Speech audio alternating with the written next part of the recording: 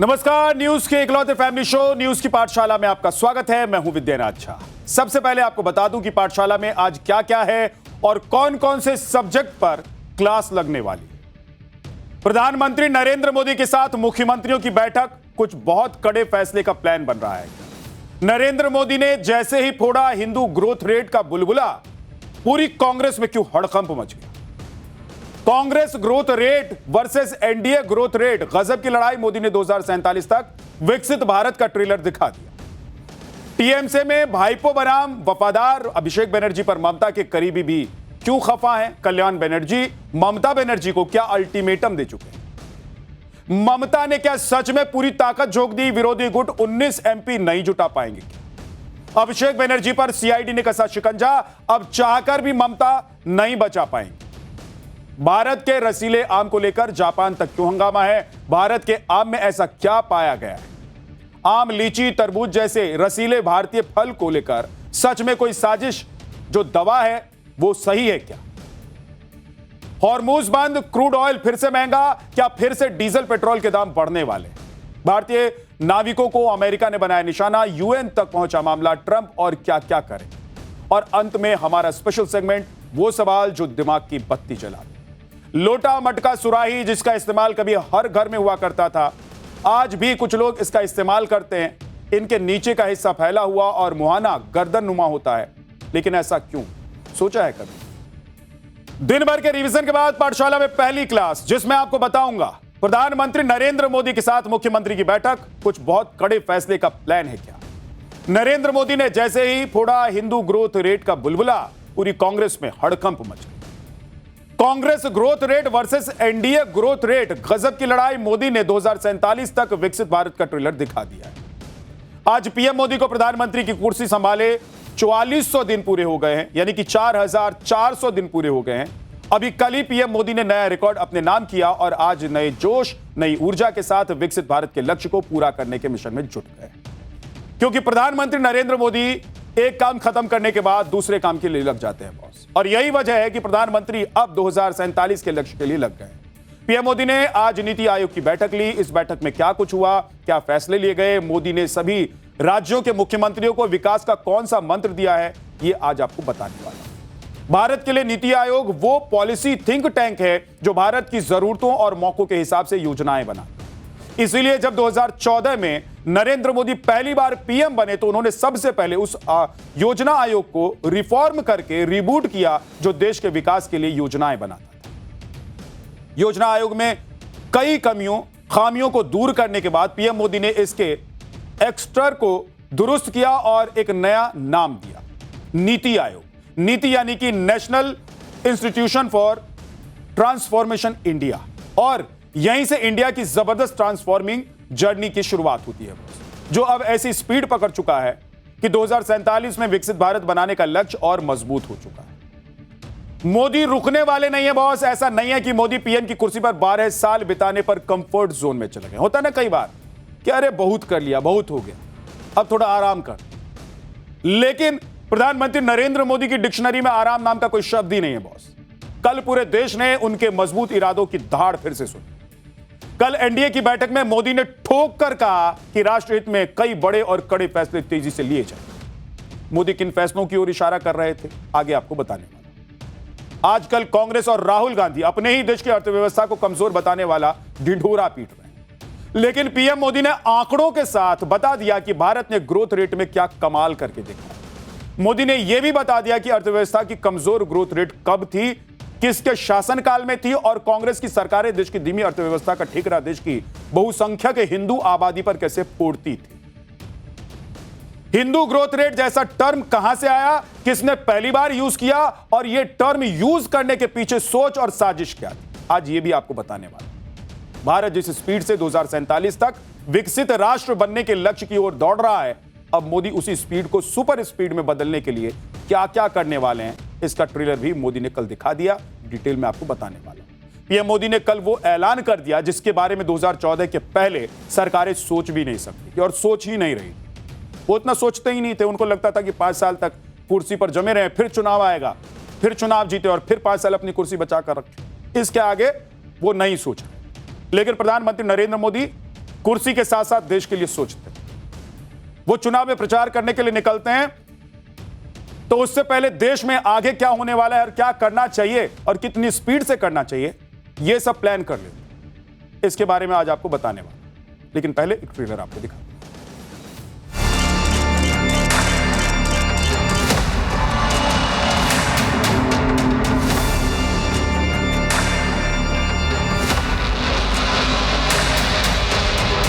देश हित के बड़े फैसलों का ये सिलसिला और भी तेज होगा,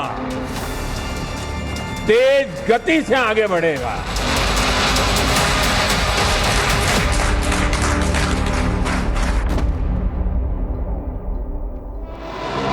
हमारा फोकस क्लियर था, विकास की दौड़ में कोई पीछे न छूटे।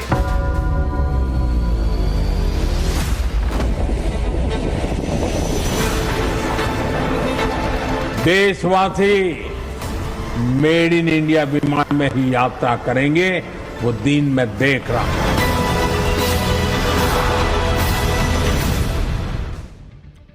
आज पीएम मोदी ने दिल्ली में नीति आयोग की 11वीं गवर्निंग काउंसिल की बैठक ली। इस बैठक के बड़े मायने निकाले जा रहे हैं और माना जा रहा है कि यह बैठक मोदी सरकार 3.0 का रिबूट है, क्योंकि जब पीएम मोदी खुलकर खेलने वाले हैं, अब बड़े और कड़े फैसले लेने वाले हैं और देश के ग्रोथ रेट के इंजन का गियर चेंज करने वाले हैं, यह तैयारी चल रही है। इस बात का अंदाजा आज पीएम मोदी के उस संदेश से भी लगा जो उन्होंने आज नीति आयोग की बैठक में दिया है।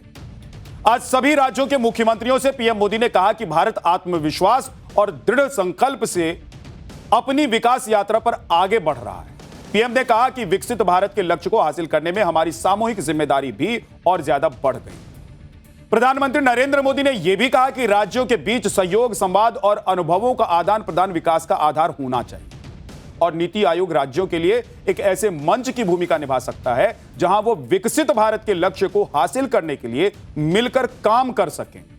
यानी कि पीएम मोदी चाहते हैं कि नीति आयोग वो प्लेटफॉर्म ना बने जहां सभी राज्य शिकवा शिकायतें करें, राजनीति का अखाड़ा बना दे उसके, बल्कि नीति आयोग वो मंच बने जहां सभी राज्य मिलकर अपने राज्य की तरक्की के लिए काम करें और एक दूसरे के बेहतरी डेवलपमेंट मॉडल को अपनाएं। और यही तो संघीय व्यवस्था का आधार है बॉस, क्योंकि कोई भी देश राज्य में बटा होता है तो फिर वो अलग अलग तरीके से काम करेंगे, लेकिन जब देश राज्यों में बटा होता है और एक साथ आकर एक प्लेटफॉर्म पर आकर काम करेंगे, आगे बढ़ने की नीति और नियत रखेंगे, तो सोचिए कि देश कहां से कहां पहुंच जाए। भारत जैसे लोकतांत्रिक देशों में जहां हर राज्य की अपनी सरकार होती है, वो केंद्र के सहयोग से अपने राज्य का विकास करती है और जब राज्य विकास करते हैं तो देश विकास करता है। पीएम मोदी भी इसी मॉडल पर देश को 2047 तक विकसित राष्ट्र बनाने की कोशिश में जुटे हुए।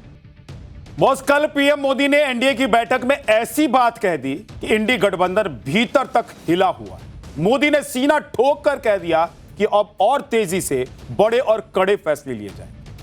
मतलब इंडी गठबंधन के जो नेता ये नैरेटिव सेट करने में जुटे हुए थे कि सहयोगी दलों के भरोसे तीसरी बार सरकार चला रही बीजेपी की मोदी सरकार अब गिर जाएगी, तब गिर जाएगी, ऐसा कुछ नहीं है।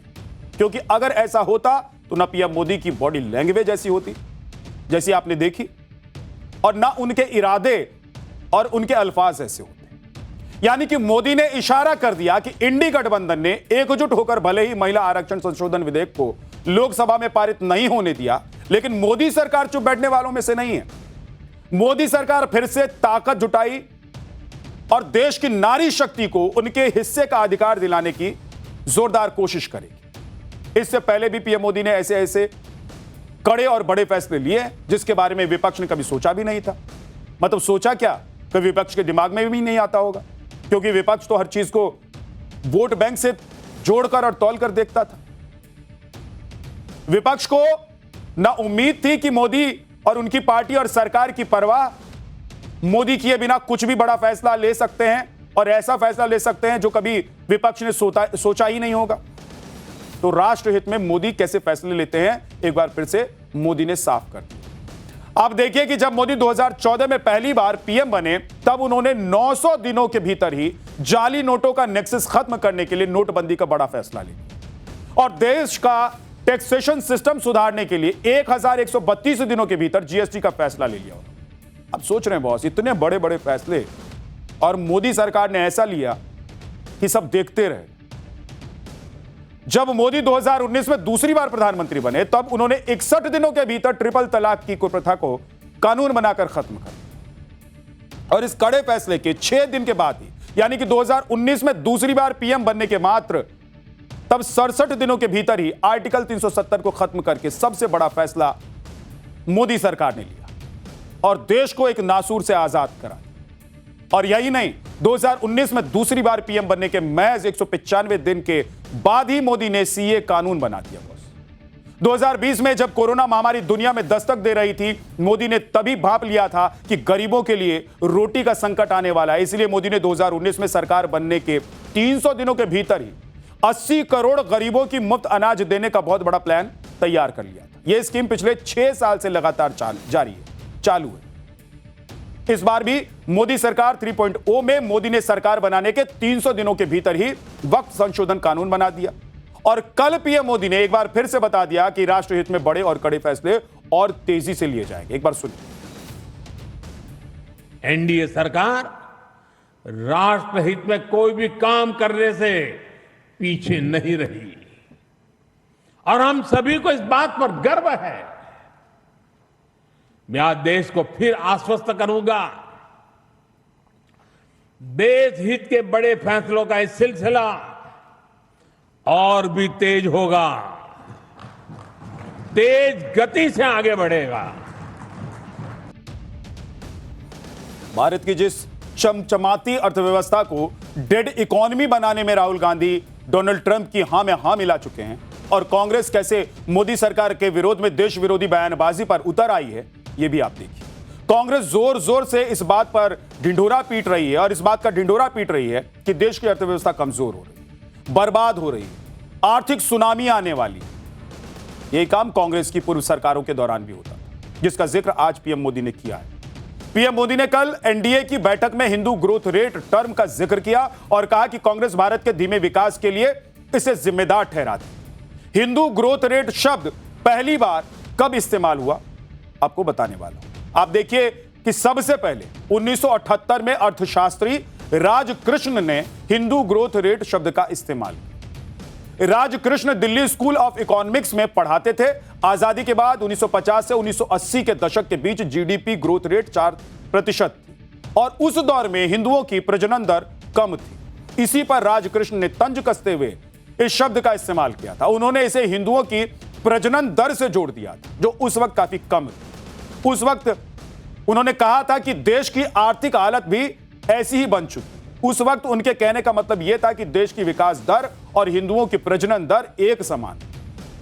लेकिन 2023 में इस शब्द का इस्तेमाल पूर्व आरबीआई गवर्नर रघुराम राजन ने फिर से कर दिया। बॉस रघुराम राजन ने 2023 में कहा कि भारत की विकास दर खतरनाक रूप से हिंदू रेट ऑफ ग्रोथ के करीब पहुंच चुकी है। और कल पीएम मोदी ने इस शब्द के लिए कांग्रेस को जमकर धोया। सुनिए उन्होंने कहा। एनडीए के 12 वर्षों की एक बड़ी सफलता यह भी है कि देश कांग्रेस के कुचक्र से आजाद हुआ है। कांग्रेस ने देश को लाचारगी, बेचारगी और हीन भावना के गर्त में गिरा दिया था। देश को यही एहसास कराया जाता था कि भारत में विकास धीरे धीरे ही होता है, भारत में तेज विकास संभव ही नहीं है। और बड़ी ही चतुराई से इस धीमी विकास को एक नाम दिया था, हिंदू ग्रोथ रेट। यानी कार्यशैली कांग्रेस की, दायित्व कांग्रेस का, विफलता कांग्रेस की, लेकिन कलंक देश की बड़ी हिंदू आबादी के नाम लगाया गया। जबकि असल में इस कुसंस्कृति का नाम होना चाहिए था कांग्रेस ग्रोथ रेट। इस कांग्रेस ग्रोथ रेट में ना गवर्नेंस थी, ना नीति, ना नियत और ना ही निर्णय। जिस वक्त कांग्रेस पूरी ताकत के साथ हर मंच पर चिल्ला चिल्ला कर यह कह रही है कि भारत की अर्थव्यवस्था कमजोर हो रही है, बर्बाद होने वाली है, राहुल अलग ही अर्थशास्त्री बने हुए हैं, तब देखिए कि पूरी दुनिया में किस देश का क्या हाल है। 2025 में भारत का ग्रोथ रेट 7.7% रहा। चीन का ग्रोथ रेट इस दौरान 5% रहा से। अमेरिका 2.1%, यूके 1.3%, जापान 1.1%, फ्रांस 0.80% और जर्मनी का ग्रोथ रेट 0.20% रहा। सुनिए कि पीएम मोदी ने देश की ग्रोथ रेट पर क्या कहा है। साथियों, दुनिया के बड़े बड़े देशों की अर्थव्यवस्थाएं संघर्ष कर रही है, तब भी 2025-26 में भारत ने 7.7% की ग्रोथ रेट हासिल की है।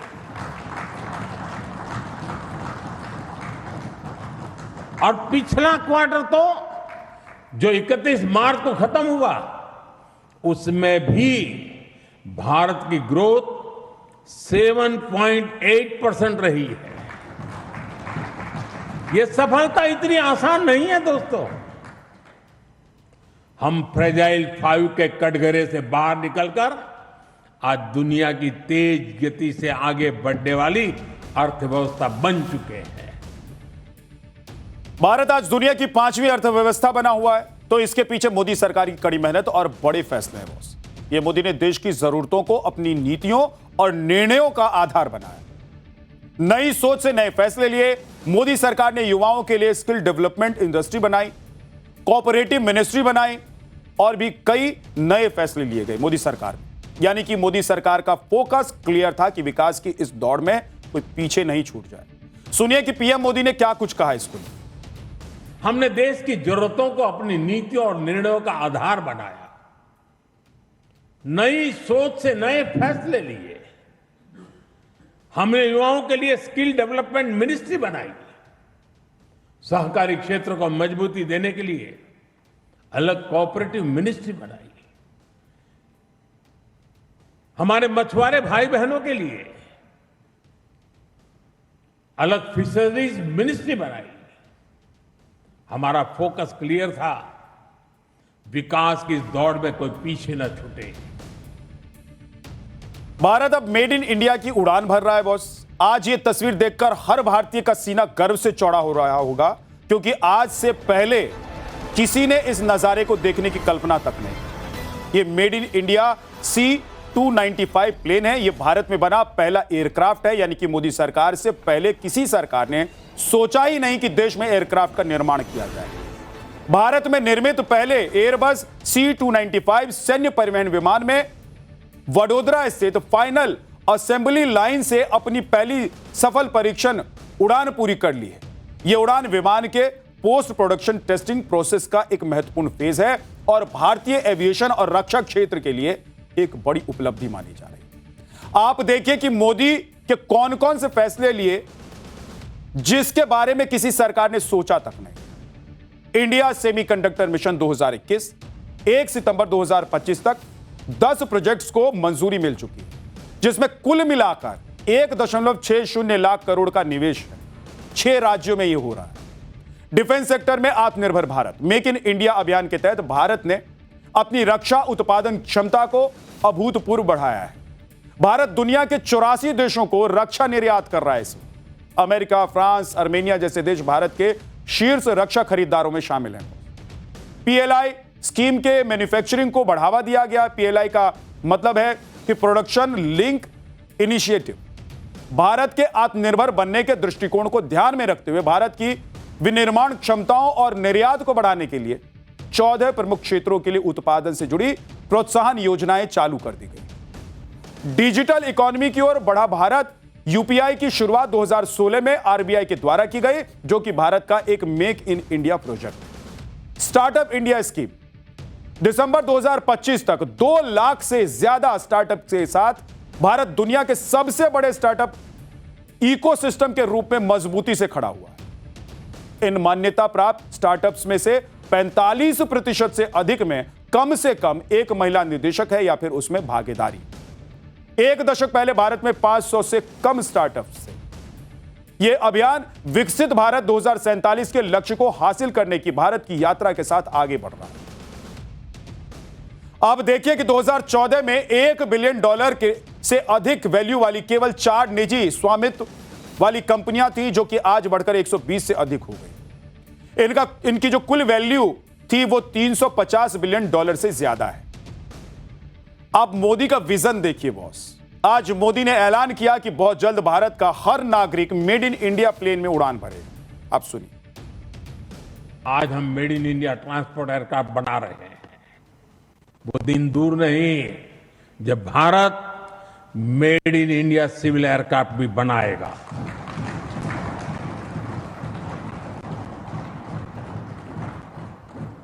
देशवासी मेड इन इंडिया विमान में ही यात्रा करेंगे। वो दिन मैं देख रहा हूं दोस्तों। ऐसा लगता है कि प्रधानमंत्री ने जितने सपने देखे हैं, जितनी योजनाएं उन्होंने बनाई हैं, सब वो पूरा कर लेना चाहते हैं और तय वक्त में कर लेना चाहते हैं। 2047 तक भारत को वो विकसित करना चाहते हैं, विकसित भारत बनाना चाहते हैं और यही लक्ष्य लेकर वो चल रहे हैं।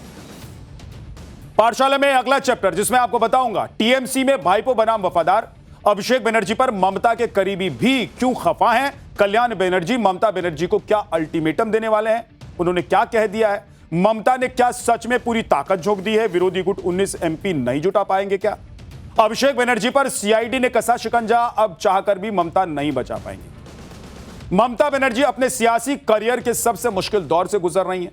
जिस पार्टी को उन्होंने अकेले दम पर खड़ा किया, आज उसी पार्टी को अपने सामने बिखरता हुआ देख रही है। विधानसभा चुनाव में मिली हार के बाद ममता बनर्जी ने बीजेपी पर प्रेशर बनाने की कोशिश की।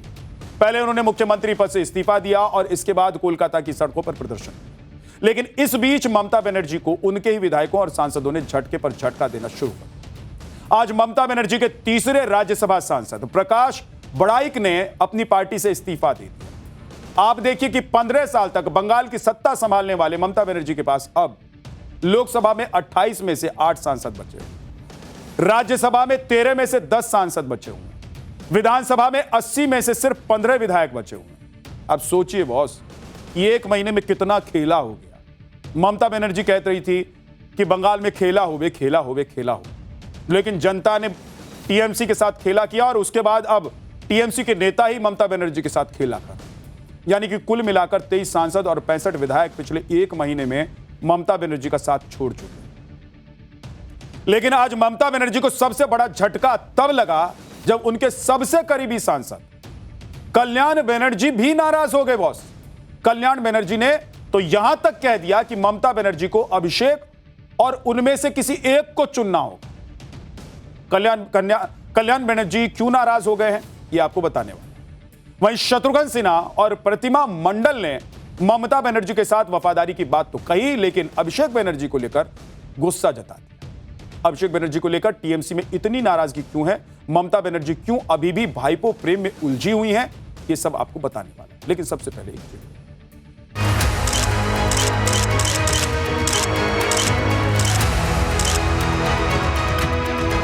अभिषेक बनर्जी का माफी काफी के लेके चलेंगे तो हम नहीं हैं।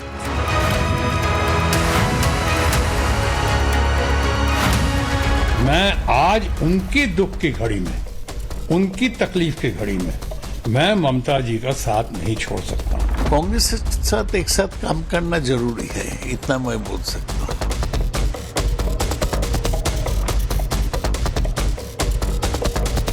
पर सच का सामना नहीं कर पा रहे। सच तो यही है कि भतीजे और परिवार के मुंह में पार्टी जा रही है।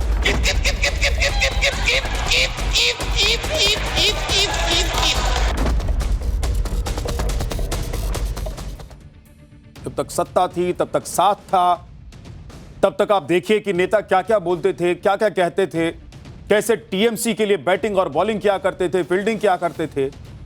लेकिन आज ममता बनर्जी अकेली पड़ गई। बंगाल की पॉलिटिक्स में सबसे ज्यादा चर्चा अभिषेक बनर्जी की हो रही है।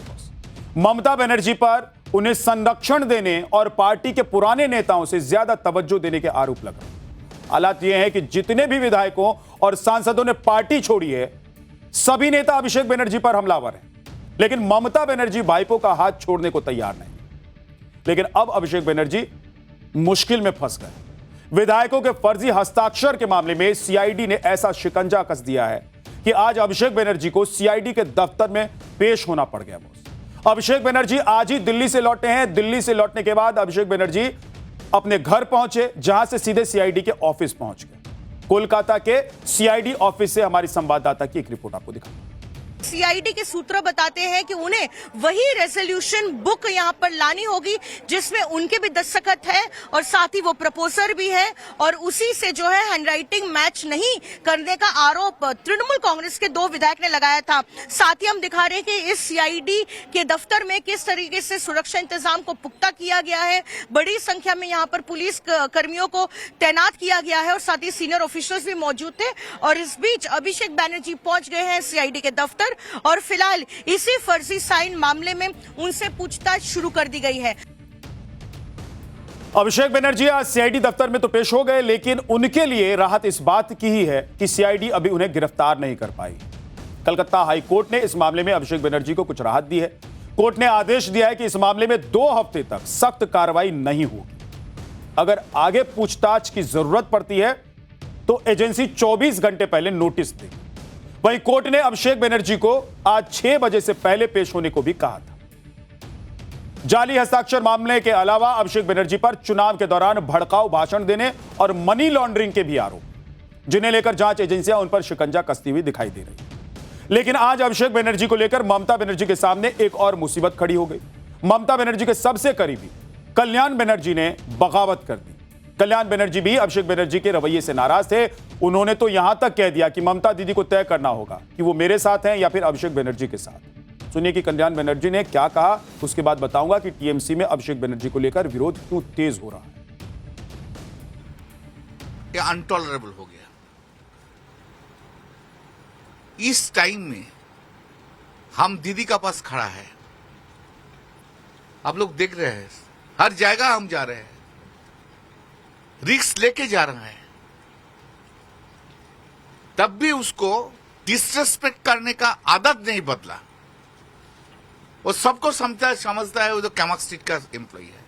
इन्होंने इतना एरोगेंट, किसी को रेस्पेक्ट नहीं करेंगे। मर्जी माफी, इसको सराओ उसको रखो, इसको सराओ उसको रखो। तो हम छोड़ दिया है। हम भी सुबह डायरेक्ट को बोल दिया, दीदी को बोल दो, अभिषेक बनर्जी है, दीदी चूज कर लीजिए, क्योंकि अभिषेक बनर्जी के लिए पार्टी में बहुत कुछ हो गया। अभी दीदी अभिषेक बनर्जी लेके चलेगा नहीं, मेरा माफी वर्कर के लेके चलेगा। पार्टी तो अभिषेक नहीं है, पार्टी तो अलग है। इसलिए हम दीदी को पास, आप सोच लीजिए कौन किसको श्लोक के लिए चलेंगे। अभिषेक बनर्जी का माफिक आदमी के लिए चलेंगे तो हम नहीं है आपके साथ। अब तो कल्याण बनर्जी भी कह रहे हैं कि अभिषेक बनर्जी बहुत अहंकारी हैं, लेकिन इसके बाद भी ममता बनर्जी ने कोई एक्शन नहीं लिया। बताया जा रहा है कि पूरा मामला अभिषेक बनर्जी से जुड़े विधायकों के फर्जी हस्ताक्षर के मामले का है। कलकत्ता हाईकोर्ट में सीआईडी के जांच के मामले की पैरवी कल्याण बनर्जी ही कर रहे थे। कल्याण बनर्जी के मुताबिक उन्होंने रात भर जागकर केस की तैयारी की और इस मामले में कार्यवाही को लेकर उन्होंने जज से मिलने का समय भी लिया, लेकिन अभिषेक बनर्जी ने उन्हें बिना बताए इस केस से अचानक हटा दिया। गजब कर दिया। अब सोचिए कि जो पूरी तैयारी करके बैठा हुआ है, जो बचाने के लिए कोर्ट में क्या करना है नहीं करना है वो सब तैयारी कर रहा है, जो खुद और अपने बेटे के साथ मिलकर रात भर सारे पन्ने पलट रहा है, उसको तुरंत हटा दिया। इसको क्या कहेंगे? इसको एरोगेंसी बोलते हैं। और सीआईडी का केस एक बेहद जूनियर वकील को सौंप दिया। अपमानित महसूस होने के कारण कल्याण बनर्जी और उनके वकील बेटे ने इस केस से खुद को अलग कर लिया। सुनिए केस से अलग होने के बाद कल्याण बनर्जी ने क्या बताया और किस बात को लेकर उनमें गुस्सा दिखाई दिया। तो अब जब फाइल किया, हमारे साथ बात नहीं की, उसने किया ये सर्च इलीगल है ये बोल के, तो हम तो जज साहब का पास मेंशन किया है। नहीं, ऊपर से इंस्ट्रक्शन आया इसलिए इसको फाइल किया। हाँ ठीक है, ये मैटर जो करना चाहता है करो भाई, एक जगह से करो। हमारा कोई इतना ये विश नहीं है ये करने के लिए, लेकिन एक जगह से करो। हमको छोड़ दो, तुम लोग एक जगह से करो, और हमको डस्टबिन मत समझो। आप देखिए कि ममता बनर्जी लगातार बीजेपी पर आरोप लगा रही हैं कि बीजेपी ने टीएमसी को तोड़ दिया, लेकिन ममता बनर्जी को अपने ही नेताओं की बात ही सुननी चाहिए और उनको समझना चाहिए कि अंदर ही अंदर चल क्या रहा था, जिस पर वो आंख बंद करके बैठी हुई थी। अभिषेक बनर्जी से कैसे भीतर ही भीतर लोग नाराज चल रहे थे और उस गुस्से का इजहार अब कर रहे हैं, जब लोगों को पता लग गया कि भाई अब सत्ता नहीं है तो ताकत नहीं है, अब कुर्सी नहीं है तो अभिषेक बनर्जी बिगाड़ क्या लेंगे, इसीलिए खुलकर सामने आ रहे हैं। तो ये कल्याण बनर्जी और बाकी नेता, सांसद और विधायक जो छोड़कर गए हैं बीजेपी के थोड़े ना थे, ये तो टीएमसी के ही थे ना भाई।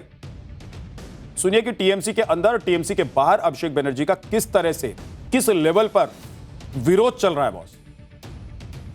पर एक और झटका कल्याण बनर्जी की तरफ से अभिषेक बनर्जी को। उन्होंने कहा कि अभिषेक बनर्जी के एरोगेंस, अहंकार और एसी रूम पॉलिटिक्स से हम हारे और उनको अटैक किया है। अब बताइए, सभी लोग कह रहे हैं कि प्रॉब्लम अभिषेक बनर्जी है, पर ममता बनर्जी भतीजे के मुंह में इतना डूबी हुई है कि वो बीजेपी को दोष देती है, किसी और को दोष देती है।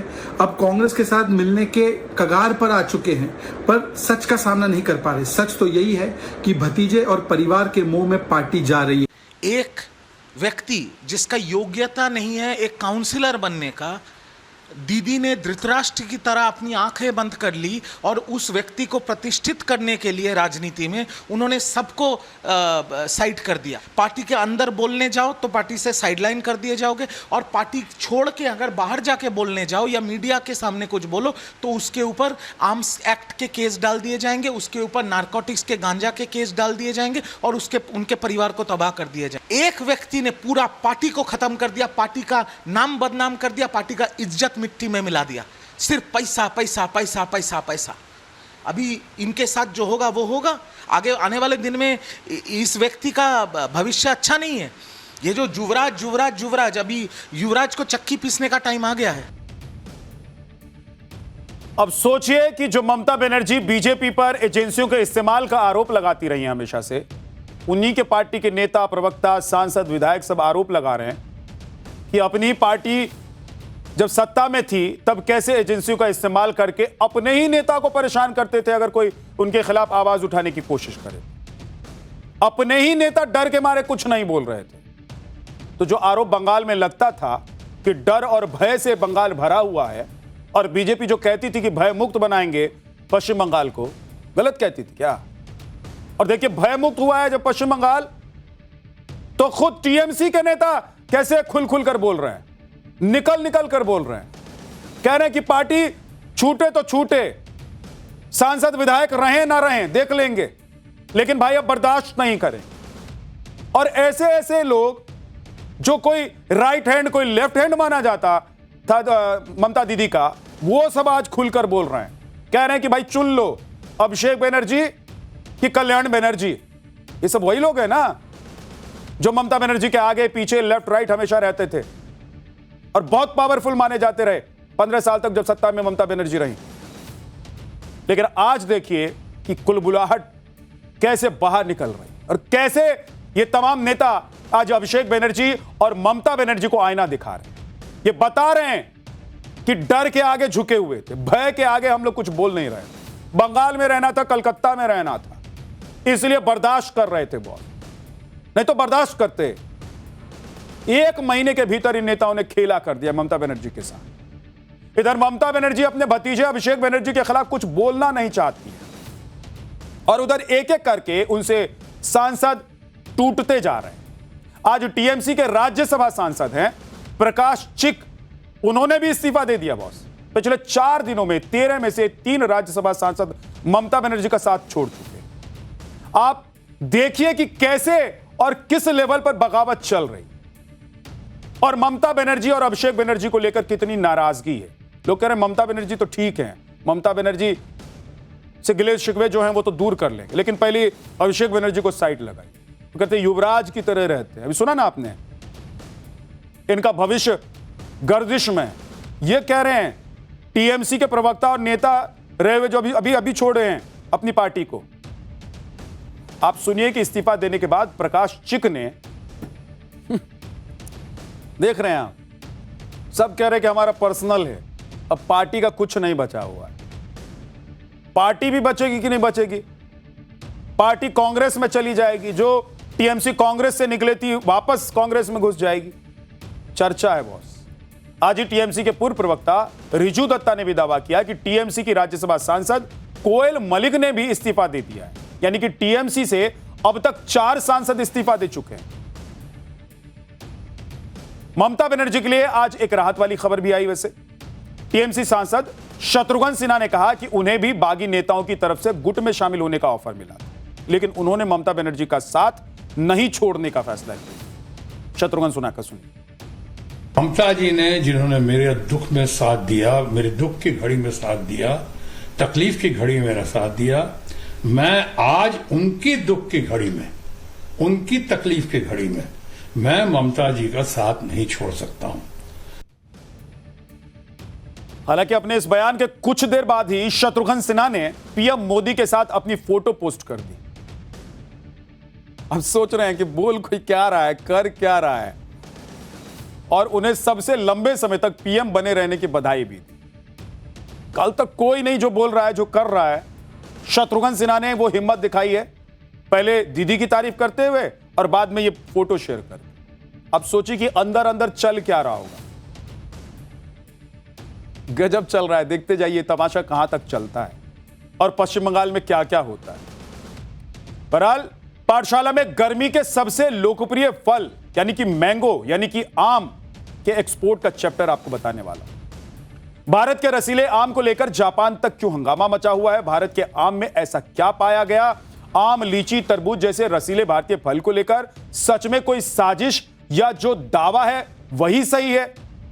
वैसे तो गर्मी के मौसम में हर कोई परेशान रहता है, लेकिन इस मौसम की एक राहत की बात यह होती है कि अपने साथ मिठास से भरे रसीले आम को लेकर आता है ये मौसम। और यही वजह है कि भारत में आम को फलों का राजा की उपाधि दी गई। स्वाद और मिठास के किस्से दूर दूर तक, विदेश तक फैले हुए हैं आम। शायरी के पन्ने हो या फिर आम को खास बनाने की बात हो, आम को हमेशा से अव्वल दर्जा मिला है। आज भारत पूरी दुनिया में सबसे ज्यादा आम पैदा करने वाला देश है। यहां आम की करीब 1000 से ज्यादा किस्में पाई जाती हैं। एक दौर ऐसा भी था बॉस जब भारत के आम समुद्रों की लंबी यात्रा तय करके ब्रिटेन के राजमहल तक पहुंचते। अब हवाई यात्रा करके भारत के आम दुनिया के कोने कोने तक पहुंचते। लेकिन हैरानी की बात यह है कि जापान ने इस आम को खाने से इस बार मना कर दिया है, जबकि जापान हर साल भारत के आमों का बेसब्री से इंतजार करता है। पूरे जापान में भारत के अल्फांसो, केसर, लंगड़ा और बंगनपल्ली जैसे किस्मों की बहुत बड़ी डिमांड है। लेकिन इसके बाद भी जापान ने भारत से आम मंगाने पर बैन लगा दिया है। नियम कायदों के मामले में जापान बहुत ही सख्त देश है। आपको जानकर यह हैरानी होगी कि पिछली बार जापान ने भारत के आमों पर 20 साल के लिए बैन लगा दिया। बड़ी मुश्किल के बाद यह बैन हटाया गया, लेकिन कुछ दिन पहले जापान ने दोबारा यह बैन लगा दिया। जापान को आम एक्सपोर्ट करने के लिए एक एक आम की क्वालिटी को चेक किया जाता है। इसके बाद जापान का फूड सेफ्टी डिपार्टमेंट फिर से आम की क्वालिटी को अपने पैरामीटर पर चेक करते हैं। लेकिन इस बार भारत के आमों में कई कमियां देखी गई, जिस पर जापान ने नोटिस जारी कर दिया। जापान की योकोहामा प्लांट प्रोटेक्शन एसोसिएशन ने पहले एक नोटिस में कहा कि 25 मार्च 2026 या उसके बाद भारत से जारी किए गए इंस्पेक्शन सर्टिफिकेट वाले आमों को स्वीकार नहीं किया जाए। जापान ने साफ साफ शब्दों में कहा है कि जब तक भारतीय सेंटर अपनी प्रक्रिया और गुणवत्ता में सुधार नहीं करते तब तक यह रोक जारी रहेगी। जापान की रिपोर्ट के मुताबिक भारत के कुछ सेंटर्स में आमों को कीड़ों और संक्रमण से बचाने के नियम सही तरीके से फॉलो नहीं किए गए। रिपोर्ट्स के मुताबिक मार्च 2026 में जापानी अधिकारियों ने उत्तर प्रदेश के रहमानपुर में मौजूद वेपर हीट ट्रीटमेंट यानी कि VHT सेंटर की जांच। VHT एक ऐसी प्रक्रिया है जिसमें आमों को गर्म और नमी वाली हवा में रखा जाता है ताकि उसमें मौजूद कीड़े खत्म हो जाएं और आम एक्सपोर्ट के लिए सुरक्षित रहे। लेकिन इस बार निरीक्षण के दौरान सफाई और कीड़े खत्म करने की प्रक्रिया में कुछ कमियां थी, जिसके बाद जापान ने भारत से आम का आयात रोकने का फैसला किया। इस खबर के आने के बाद भारत में आम के किसानों और व्यापारी समूहों को आम के सीजन में एक झटका लगा, क्योंकि आम सीजनल है इसे ऐसा तो नहीं होगा कि अभी रख लेंगे, बाद में इसको ठीक करके या फिर इसको दुरुस्त करके फिर से भेज देंगे। इस बार जो फसल उन्होंने तैयार की थी वो नहीं जाएगी। ऐसे में ये बैन उनके लिए एक बड़ा झटका है। आम में जो उन्होंने लोगों ने पाबंदी लगाई है कि पेस्टिसाइड वगैरह काम है, इतना पेस्टिसाइड कुछ नहीं है, ये सिर्फ अफवाह वाला काम है। पेस्टिसाइड अगर नहीं यूज करेंगे किसान तो माल काला पड़ जाएगा, और काला माल काठमांडू को भी ज्यादा नहीं पसंद नहीं करता, क्योंकि वहां माल दिखता है बिल्कुल फ्रेश और साफ। बिजनेस पर पूरा प्रभाव पड़ गया सर, मद्दा बिक रहा, आम ग्राहक नहीं है, वे दिक्कत है, हम लोग पे परेशानियां है। अब हम लोग परेशान है 2-3-4 दिन से। और जबकि नेपाल देश तो एक ही 2 तरीके का माल लेती थी, अगर वो अब नहीं ले रही है तो उसमें हम लोगों को कोई फर्क पड़ने वाला नहीं है। बॉस, भारतीय आमों पर जापान के बैन की वजह से किसान और व्यापारी परेशान हैं, जबकि इन बेचारों की तो कोई गलती भी नहीं है। यह कमी तो उन प्लांट्स की है जिन्होंने आम को सुरक्षित बनाने वाली प्रोसेस को ठीक नहीं किया। दरअसल आम को एक्सपोर्ट करने से पहले क्वारंटाइन ट्रीटमेंट और वेपर हीट ट्रीटमेंट से गुजारा जाता है, यानी कि इस प्रोसेस से होकर आम को आगे बढ़ना होता है। इस प्रोसेस में आम को किसी तरह कीड़े या कीट जैसे फ्रूट फ्लाई के अंडे और लार्वों से बचाया जाता है। इसमें वेपर हीट ट्रीटमेंट यानी कि VHT एक नॉन केमिकल प्रोसेस है, जिसमें आमों को नमी के साथ गर्म हवा से गुजारा जाता है। इसमें आमों को विशेष VHT मशीन के चैम्बर में रखा जाता है, जहां तापमान धीरे धीरे करीब 47 डिग्री तक बढ़ाया जाता है। यह प्रोसेस 10 से 40 मिनट तक होती है, जिससे आम के अंदर पल्प में मौजूद सभी तरह के कीट खत्म हो जाते हैं, यानी कि कीड़े खत्म हो जाते हैं। इस पूरी प्रोसेस में आम इन्फेक्शन फ्री हो जाता है, यानी कि आसान भाषा में अगर आप समझें या कहें तो आम का ट्रीटमेंट करने वाले प्लांट्स की एक छोटी सी लापरवाही आम के किसानों पर भारी पड़ रही है। इस बारे में एक्सपर्ट का क्या कहना है, आइए आपको सुनना। अभी याकोहामा के कुछ एक्सपर्ट्स ने इन तीनों ही सेंटर को विजिट किया, रहमानपुर लखनऊ में, वशी जो गुजरात में है समुद्र के किनारे, और नवी मुंबई में जो महाराष्ट्र में है। और वहां पे इनको फ्यूमिगेशन प्रोटोकॉल और VHT प्रोटोकॉल्स का कुछ उल्लंघन दिखाई दिया। इनको लगा कि ये भारत के लोग कुछ अवॉइड कर रहे हैं, तो उन्होंने एक टेम्पररी 26 मार्च 2026 के बाद जो आमों की खेप उनके यहाँ जानी थी उस पे रोक लगाई है, ना कि हमेशा के लिए रोक लगा दी गई है। दूसरी बात कि इन आम इस रोक से, इस बैन से जो आम्रपाली वैरायटीज हैं, जो केसर की वैरायटी है, जो अल्फांसो वैरायटी है, वो ज्यादा प्रभावित हुई है। लखनऊ की दशहरी, कपूरी, चौसा, लंगड़ा ये आम प्रभावित नहीं हो रहे हैं, ना कि इन पर कोई बैन है। देखिए बॉस, नियम कायदे के मामले में जापान बहुत सख्त देश है। आप सोचिए कि आम की चेकिंग के लिए उनकी टीम जापान से इंडिया आकर यहां के प्लांट्स देखकर गई। इससे पहले भी जापान भारत के आमों पर बैन लगा चुका है। 1986 में जापान ने भारतीय आमों पर पूरी तरीके से बैन लगा दिया था। यह बैन करीब 20 साल तक चला और साल 2006 में इसे हटाया गया। उस समय भी भारतीय आम में फ्रूट फ्लाई जैसे कई कीट मिले। जापान में खाने पीने की चीजों को लेकर जीरो टॉलरेंस पॉलिसी है, यानी किसी तरह के इन्फेक्शन पर पूरी तरह बैन लग जाता है। और इन 20 सालों तक आम के एक्सपोर्ट की वजह से देश भर के किसानों और व्यापारियों को बहुत नुकसान हुआ है। इसके बाद साल 2006 में भारत सरकार ने जापान को वेपर हीट ट्रीटमेंट का भरोसा दिया। जून 2006 में भारत ने प्लांट्स की जांच के बाद औपचारिक रूप से बैन हटा लिया। लेकिन इस बार फिर से भारत में मौजूद आम के ट्रीटमेंट प्लांट्स ने वही गलती दोहरा दी, क्योंकि जितने भी आइलैंड कंट्री हैं, चाहे वो जापान है, ऑस्ट्रेलिया है, न्यूजीलैंड है, ये इस बात से बहुत चिंतित है कि विदेशी कोई भी बीमारी उनके देश में नहीं आनी चाहिए। क्योंकि एग्रीकल्चर में क्या होता है, अगर कोई बीमारी आती है तो अगर वो बाकी फ्रूट्स में या उनके खेतों में फैल जाती है तो ये परमानेंट प्रॉब्लम वहां स्टेब्लिश हो जाती है। इसको रोकने के लिए क्वारंटाइन नॉर्म्स को लेकर देश बहुत सेंसिटिव है। और भारत के आम में जो जापान को सबसे बड़ी प्रॉब्लम दिखती है वो है फ्रूट फ्लाई की। फ्रूट फ्लाई के साथ प्रॉब्लम क्या होती है कि जब ये आम उग रहा होता है तो इन्फेस्टेशन में ये जो फ्रूट फ्लाइज होती हैं ये आम के अंदर अपने अंडे दे देती हैं। रात की बात यह है कि जापान ने कोई परमानेंट बैन अभी नहीं लगाया है, ये एक टेम्पररी बैन है। अगर आम एक्सपोर्ट करने वाले प्लांट्स अपनी कमियों को ठीक कर लेंगे तो री इंस्पेक्शन के बाद इसे हटाया जा सकता है इस बैन। लेकिन तब तक भारत के प्रीमियम वैरायटी के जो आम हैं उन पर बुरा असर पड़ गया हो। जापान में भारत के अल्फांसो, केसर, लंगड़ा और बंगनपल्ली किस्म के आमों की अच्छी मांग है। साल 2025-26 में गुजरात का केसर आम जापान भेजे जाने वाले भारतीय आमों की लिस्ट में सबसे ऊपर। 2024-25 में भारत ने दुनिया भर में करीब 30,000 मीट्रिक आमों का एक्सपोर्ट किया, जिसकी कुल कीमत करीब 537 करोड़ रुपए।